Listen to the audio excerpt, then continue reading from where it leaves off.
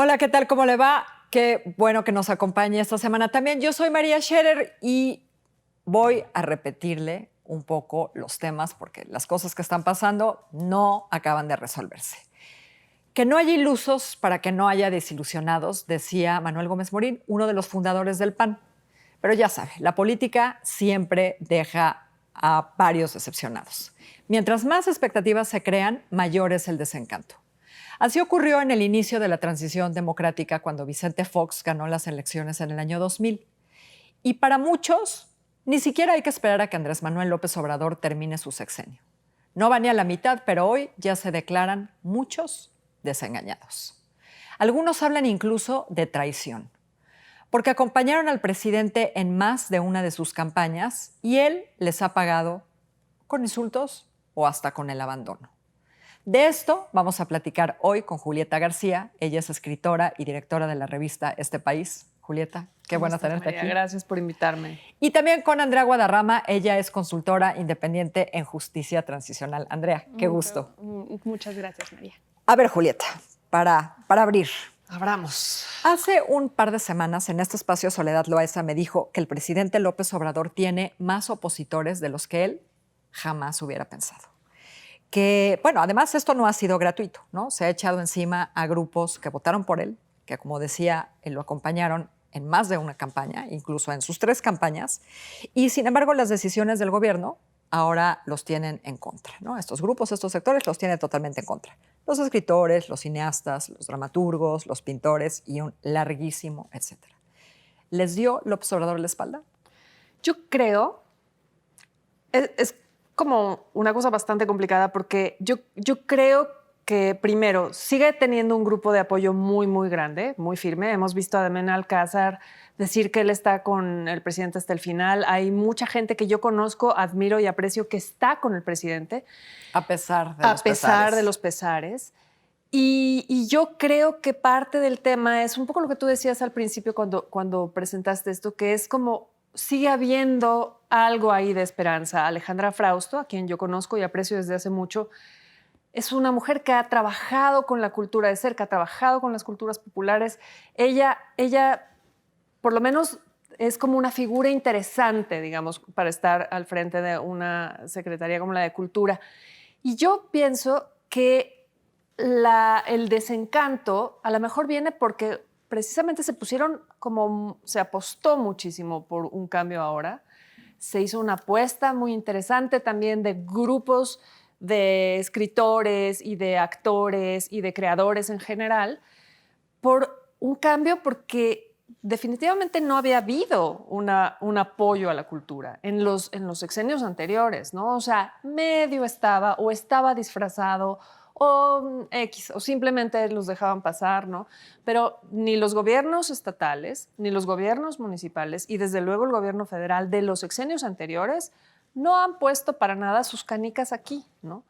Y ahora me parece que algo de lo que está pasando es como hay esta idea como de tratar de jalar a cierto grupo de creadores como para que estén cerca del presidente. Eso es algo que hizo con mucho éxito, por ejemplo, Lázaro Cárdenas en su gobierno, ¿no?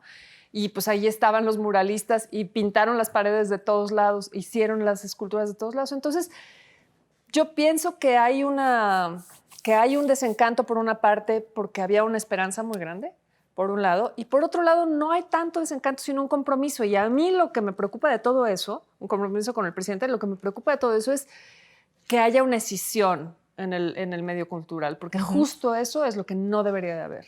Ok. Andrea, lo mismo podemos decir de las víctimas de la delincuencia, de sus familias, de los científicos, de los académicos, de los activistas, de los deportistas, ¿no? ¿Tú cómo lo ves? Sí, definitivamente los tiempos que precedieron al presidente Obrador no fueron nada alentadores para los grupos de víctimas. O sea, el nivel de violencia que ha alcanzado el país y la cantidad de gente que ha quedado en una situación de verdad desesperante, de muchísima vulnerabilidad. O sea, la gente ya estaba desesperada. Y el presidente hizo muchas promesas y levantó muchas expectativas respecto a un desescalamiento de violencia, a procesos de verdad, procesos de justicia, procesos de reparación. Y lo dijo con todas sus letras, acompañándolos, prometiendo que iban a haber mecanismos especiales para atender la situación que es macro criminal, porque ya estamos enfrentando niveles de violencia pues de guerra. La cantidad de desaparecidos que tenemos, la cantidad de muertos que tenemos, el que los grupos de la delincuencia organizada usen armas que son de uso exclusivo del ejército. Es un nivel de violencia que es muy distinto a lo urbano o a lo común en un país que no está en guerra. Y prometió construcción de capacidades dentro de las instituciones, reformas institucionales, sacar al ejército. Y lo primero que pasa es que se institucionaliza la presencia del ejército, le da la espalda a los procesos de verdad. Y ha tendido mucho a hacer algunas cosas pequeñas y simular que son grandes, ¿no? Como la comisión de investigación del caso Ayotzinapa, que me parece que está muy bien. Sí, hay quien dice, tiene sus grupos como consentidos, Consentidos. ¿No? A ver, es una situación difícil.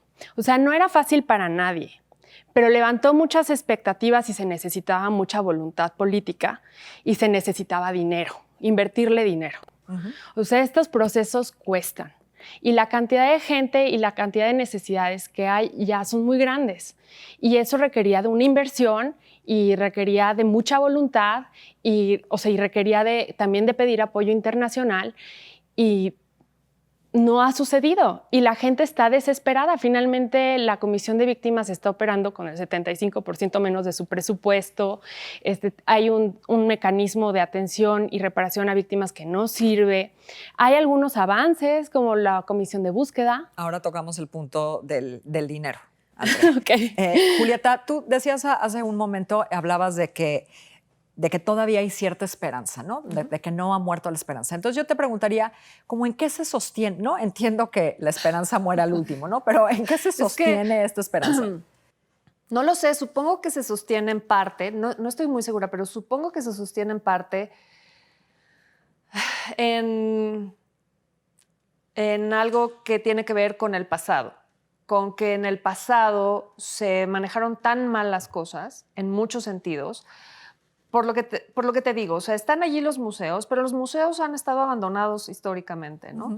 Están ahí, está el caso emblemático, por ejemplo, de la Estela de Luz con Felipe Calderón. El dinero que se gastó ahí pudo haber llegado a comunidades que necesitaban apoyo cultural y no sucedió así. Entonces, esos puntos del pasado son lo que sirve como para sostener cierta esperanza y decir, ahí hay gente interesante y gente buena como Alejandra Frausto, como etcétera, ¿no? Como un grupo de personas que rodean al presidente o proyectos que son buenos. Es decir, hacer libros baratos en el Fondo de Cultura Económica no está mal. No está mal. Y Paco Taibo ha tenido con la Brigada para Leer en Libertad un alcance profundísimo que los gobiernos hubieran debido de tener y que él tuvo de una manera individual, ¿no? Entonces, esas son pequeñas cosas que no están mal y me parece que es allí de donde se sostiene como una suerte de esperanza y también porque hay esta idea extraña de decir, si criticamos lo que está sucediendo ahora, es como si avaláramos lo que pasó antes. Y yo creo que deberíamos de todos dejarnos de esa idea que es una fantasía y decir lo de antes estuvo fatal, no lo queremos repetir. Esto tampoco nos está gustando en estas cosas, ¿no? Y siento que las comunidades, en términos generales, pasa un poco, por ejemplo, con los defensores de los derechos humanos, pasa en muchos lados, ¿no? Hay esta decisión de si tú no estás apoyando al presidente, entonces es que eres de derecha y entonces eres como pro vida o algo así, ¿no? ¿Estás o no estás del todo, no? ¿Estás o no estás al 100%? Se vuelve una discusión, la verdad, muy poco... Se ha vuelto una discusión visceral, no una discusión que tiene que ver con los hechos concretos. Y se está saltando también, es decir, no estamos haciendo un análisis de cómo a la historia, por ejemplo, en el ámbito cultural, pero también de derechos humanos, por lo menos desde los años 2000, digamos, ¿no? A lo mejor desde antes. cómo todo eso ha abonado a lo que está pasando ahorita, a esa fantasía de que este presidente va a cumplir, este o el que sea, va a cumplir con algunas cosas que no tendría a lo mejor por qué si no hay una exigencia colectiva real, ¿no? Entonces, yo siento que la esperanza está basada en rechazar lo pasado y en pensar, pues hay gente interesante, hay cosas interesantes, y yo la verdad es que sí soy de izquierda, o yo la verdad he estado con este candidato presidente todo este tiempo, años y años, entonces no lo voy a soltar ahora. Hay, como te digo, una cosa más visceral que racional. Andrea, antes de pasar a los dineros, ¿no? Hay un punto y aparte que quiero mencionar, ¿no? Esto no es un sector abandonado con AMLO, ¿no? Son las mujeres. Es la mitad de la población. Sí, totalmente. O sea, es que además la falta de comprensión de cómo opera la violencia contra las mujeres en México, la violencia en general está, lo sabemos desde hace ya muchos años, desatada. Y dentro de esa violencia generalizada que ya conocemos, las mujeres hemos sido especialmente violentadas. Y además tenemos la violencia intrafamiliar, o sea, la que no es del narco, la que no es de los grupos de delincuencia organizada, la que está institucionalizada en las empresas, la que está, o sea, la de la calle, la urbana, la familiar. Y pues, o sea, nos siguen matando. Y no importa por dónde le entran, no vemos resultados. O sea, no solo es la estrategia de seguridad por la guerra del narco.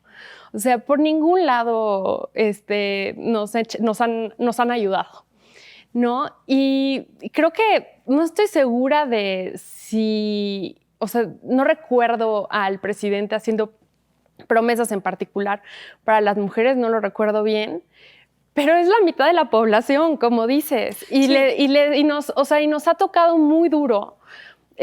Por donde lo veas. Yo en mi caso, que he trabajado cerca de las víctimas de trata, que es quizá lo más vinculado a la violencia, al crimen organizado. O sea, la idea de que hay muchas mujeres desaparecidas que están vivas, que están siendo explotadas y que no te buscan, que no van por ti, que te dan por muerta, que te dan porque te fuiste, o sea, lo típico con el novio, ¿no? Es muy real. Y además hay otros tipos de violencia que, por ejemplo, ahora con lo de la pandemia se han agudizado. Y por ningún lado vemos que, o sea, ni por la sencilla, ni por la más compleja, ni por la que tiene más dinero invertido, por ningún lado vemos que sea prioritario. Y al contrario, yo creo que ha desestimado el valor de los reclamos de las mujeres y estamos en el abandono. ¿Tú dirías que es un gobierno más maltratador o más ignorador de las mujeres que los anteriores, o simplemente han tenido el mal tino, ha tenido el presidente el mal tino de ser muy confrontativo? Pues yo creo que los otros tampoco lo hacían muy bien. Lo mejor.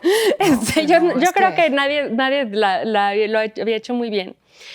Pero sí ha sido un reclamo que se ha hecho de frente, que se ha organizado mucho más, que tiene una agenda y que está más claro acerca de lo que quiere y no hay respuesta. ¿No crees, Julieta? Sí, no, ¿sabes qué pienso? Pienso que hay pasa en este gobierno, especialmente en este gobierno, que hay un catalizador de tanto la desesperanza y la desesperación como del enojo y la confrontación, que son las redes sociales. En gobiernos anteriores, en algunos casos no existía. O sea, cuando entró Felipe Calderón al gobierno no existía Twitter, por ejemplo, ¿no? Facebook era una cosa muy extraña, ¿no? Y ahora sí, y eso de pronto exponencia ciertas cosas para bien y para mal, me parece, ¿no?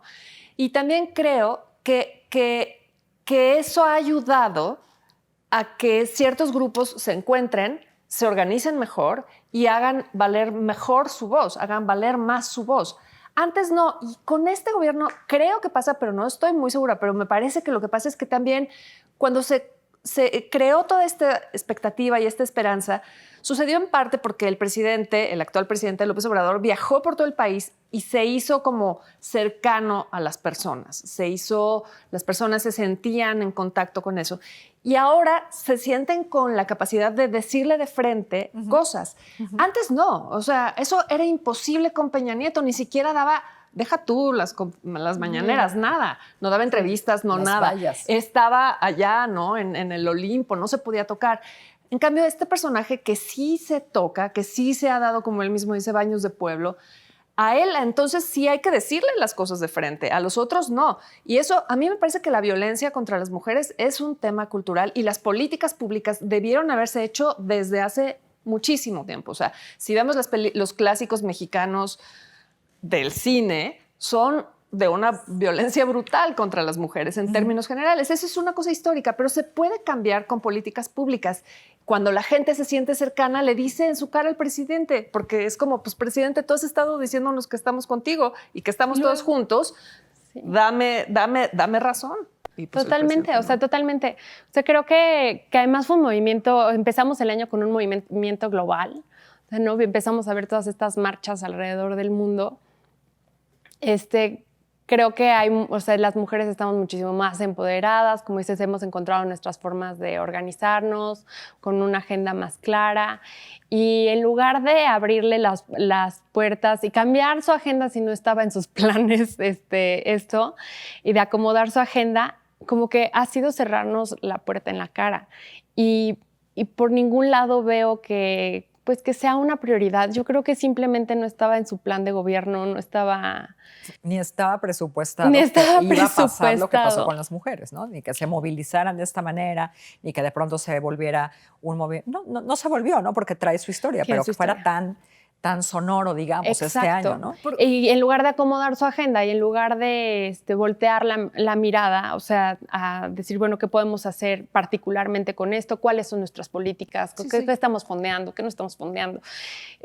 Fue cerrar la puerta. Y sí es un tipo de violencia distinta. O sea, bueno, yo en mi medio que está muy vinculado a este tema de la delincuencia organizada y demás, la forma en la que opera la violencia contra las mujeres es distinta y necesita un enfoque de género en la estrategia de seguridad y en las estrategias de justicia definitivo, y no lo ha impulsado. Sí, el enfoque de género no ha existido en este país históricamente. Es una cosa tan sencilla como, incluso pensando en la gente con recursos, los centros comerciales tienen menos baños para mujeres que para hombres. Eso parece una tontería, pero es fundamental, es importante. No hay cambiadores para bebés en los baños de hombres. Es decir, esa es una chamba de las mujeres. O sea, sí ha habido desde hace muchísimo tiempo esto, y me parece que el hecho de que López Obrador esté al frente en las mañaneras todo el tiempo diciendo lo que piensa, pues no le ha hecho mucho servicio a una agenda que a lo mejor tiene, pero que no se ve, ¿no? con las mujeres. Y en cambio los gobernadores, por ejemplo, de los estados están muy calladitos, cada cual en su casita, Sí. y tienen unas políticas, cero políticas para las mujeres. O sea, díganme cuáles son las acciones que está tomando Chihuahua o Nuevo León. Yo quiero saber qué está pasando en Chiapas. No hay políticas públicas con perspectiva de género, sí, para ayudar a las mujeres. Entonces, el presidente es uno de todos los demás, ¿no? O sea, de un problema nacional. Y él pues está ahí todo el tiempo diciendo lo que piensa y eso no le ayuda. No le ayuda nada. A ver, Andrea, la desaparición de 109 fideicomisos del Estado, ¿no? Vamos a mencionar algunos, son 109, ¿no? El Fondo de Cooperación Internacional en Ciencia y Tecnología, el de Desastres Naturales, no hay nada más, nada menos, el de Inversión y Estímulos al Cine, etcétera, etcétera, ¿no? Bueno, el de la protección de las personas defensoras de los derechos humanos y periodistas. En fin, los fideicomisos solo son el último dato, ¿no? El más reciente dato de este distanciamiento. Pero esto viene ocurriendo desde el principio del sexenio. O sea, hay dos cosas, ¿no? Una cosa es que cerraron la llave, pero antes de cerrar la llave, cerraron el diálogo, ¿no? Cerraron la conversación. Y esto ya es el colofón, ¿no? Es la gota que derrama el vaso. Pues, o sea, al menos en el tema de víctimas, definitivamente le cerraron la llave y le cerraron las puertas y le cerraron el micrófono hace más tiempo. O sea, tan solo recuerden que no recibió el presidente a Sicilia cuando fue con la marcha. O sea, se hicieron muchas promesas y lo que han recibido los grupos de víctimas, al menos, es como un poquito de algo y luego mucha desilusión, mucho de nada. Exacto. Entonces, sí te hago una comisión de búsqueda que va a tener resultados dentro de mucho tiempo.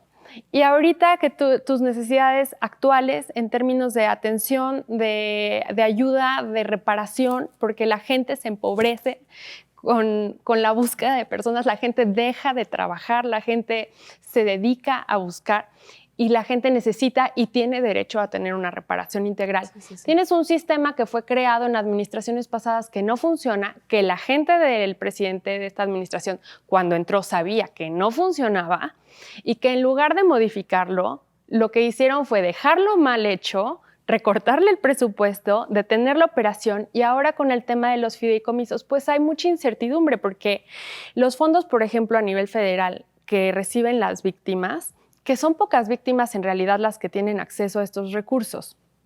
O sea, en el registro nacional ahorita deben de haber algo así como 20,000 personas registradas y de esas un porcentaje de menos de la mitad deben de recibir algún tipo de apoyo económico. Pues quedan en una incertidumbre porque ¿qué va a pasar con este dinero de los fideicomisos? ¿Se va a ir a Secretaría de Hacienda? ¿Quién sabe cómo se va a administrar? Que se han cometido abusos y que se ha mal administrado, seguro. Pero esta administración ya sabía que ese sistema no funcionaba. Y recibieron apoyo de organismos internacionales, de ONGs internacionales, de ONGs de México, de grupos de víctimas, diciendo este sistema no funciona. Y lo han dejado, en lugar de arreglarlo, lo han dejado inoperante, o sea, lo que está desfondeado. Y ahora estos recursos que con todos sus defectos, hay mucha gente que depende de ellos, queda una incertidumbre de qué va a pasar con eso y tampoco te arregla el problema darles esos recursos. Sí, entonces transferírselos directamente. Sí, no te arregla toda la problemática. Debería haber en este punto un sistema de reparación administrativa que fuera a largo plazo. Un fideicomiso podría ser una buena solución para asegurar como pagos a la gente, compensaciones a la gente a lo largo de los años por las desapariciones sufridas, porque es un derecho recibir una compensación como parte de una reparación integral.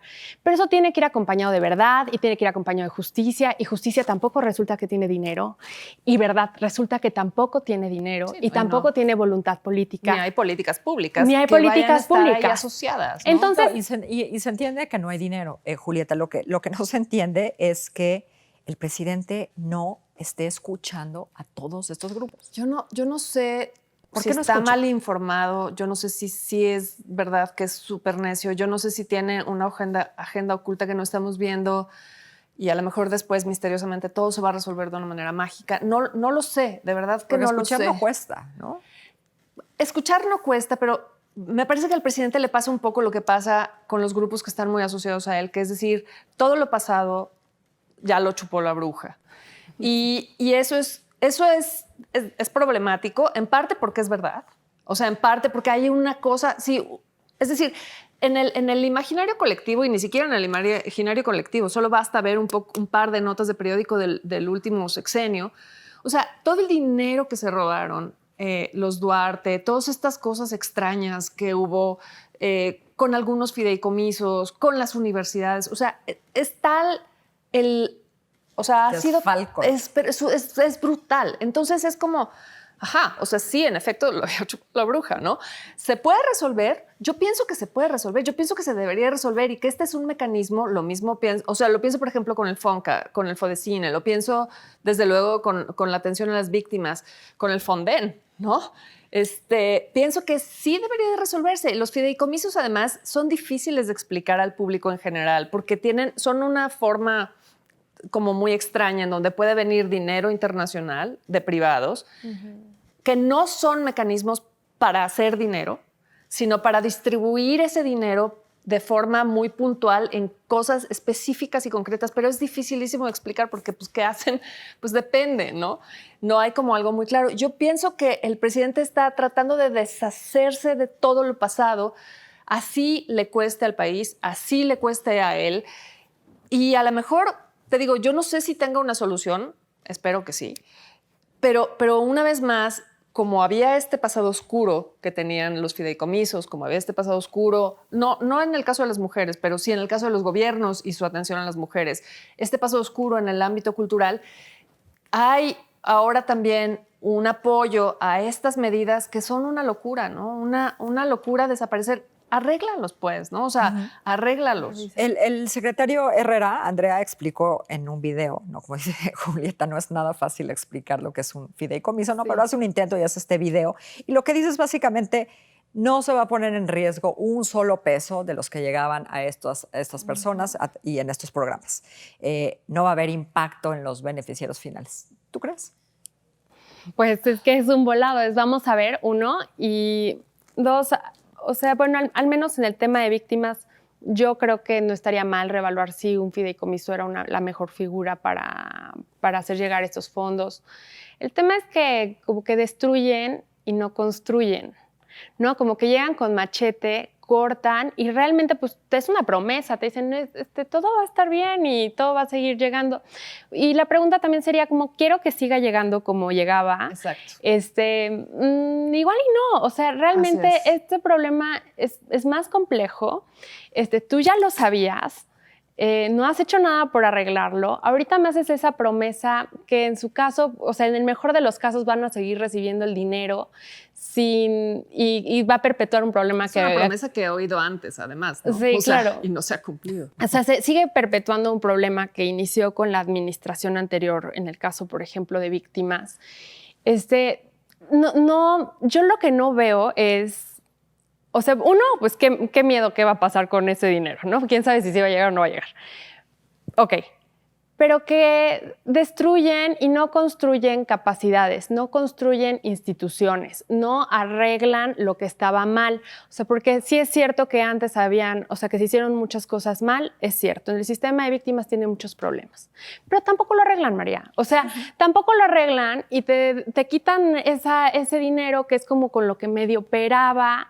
Y después, quién sabe si te lo van a dar. Y, híjole, si te lo siguen dando así, pues igual no te están arreglando el problema que ya había. Entonces, son parches. Yo lo que veo son parches y pues mucha incertidumbre de si ese dinero, o sea, ¿qué le va a pasar a ese dinero? Y más en un año electoral y, o sea, en un contexto tan complejo con lo de la crisis sanitaria. ¿Sabes qué creo? Sí, creo que también es importante mencionar que muchos de estos fideicomisos, si no casi todos, fueron producto como del trabajo de las distintas comunidades, de la comunidad científica, de la comunidad cultural, de las propias víctimas. O sea, no fueron como estas cosas grandes y generosas que dieron los gobiernos anteriores. En realidad se construyeron, se constituyeron a partir de demandas de grupos muy específicos y puntuales. Entonces, lo que está pasando ahora es como deshacer algo que que estaba más o menos apuntalado ahí, porque el gobierno dijo, bueno, ok, va, te voy a dar tantito, ¿no? Pero en realidad no hay ni una política pública, una vez más, ni un sustento dentro del gobierno para decir todo esto es relevante, es importante para el gobierno, es importante generar ciencia, es importante generar conocimiento, es importante generar cultura, es importante proteger a las víctimas, además de parar la violencia. O sea, Julieta, y déjenme preguntarles a las dos, ¿no? La última. Todas estas comunidades, ¿no? Estos grupos, ¿qué va a pasar con ellos en las próximas elecciones? ¿Van a castigar a López Obrador? O sea, estos ex simpatizantes, digamos, que estuvieron en otras campañas, ¿van a hacer ahora campaña del lado de la oposición? Yo creo que no. Yo creo que muchísimo. La verdad es que, bueno, yo para empezar pienso que Trump va a ganar. O sea, yo estoy en un estado así de que todo mal, ¿no? De neurosis.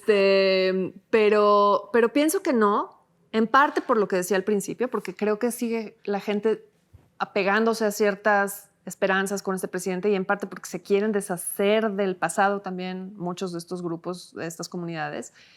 Y creo que también hay como mucha labor política que no va a tener que ver con estas comunidades que en términos generales, no todas, desde luego, no se han sentido lo suficientemente necesitadas de hacer también, vamos a llamarle proselitismo por sus causas, ¿no? O sea, son comunidades más bien cerradas muchas veces, que que se satisfacen a sí mismas en algunas maneras y que han logrado impulsar, por ejemplo, el tema de los fideicomisos y de ciertas causas, pero que no las han socializado.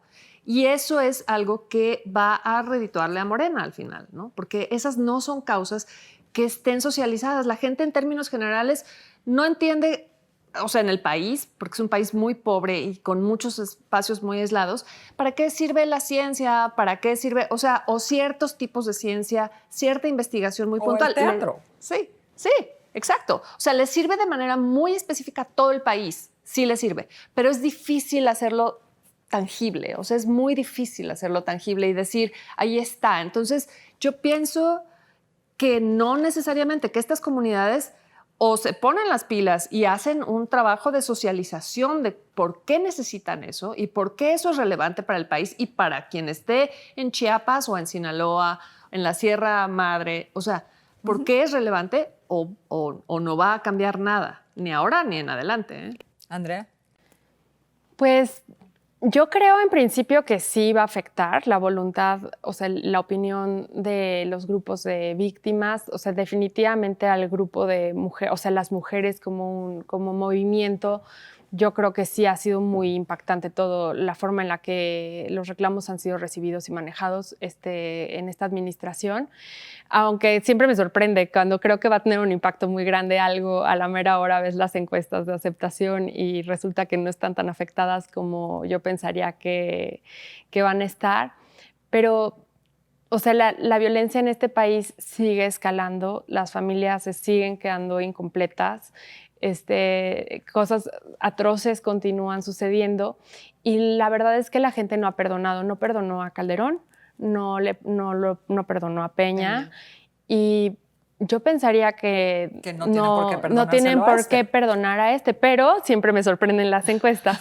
Entonces, pero yo pensaría eso, que la gente está desesperada, que la gente está enojada, que tienen razón para estar enojados, Sí, desesperados, desilusionados y que sería lo más natural. Sí, yo también pienso que puede ser. No sabemos. Julieta, qué gusto. Igualmente, Andrea, gracias. qué gusto. Muchas gracias, Muchas María. gracias a las Gracias, dos. Julieta. Muchísimas gracias a usted. Espero verlo aquí el próximo viernes. Que tenga muy, muy buen fin de semana.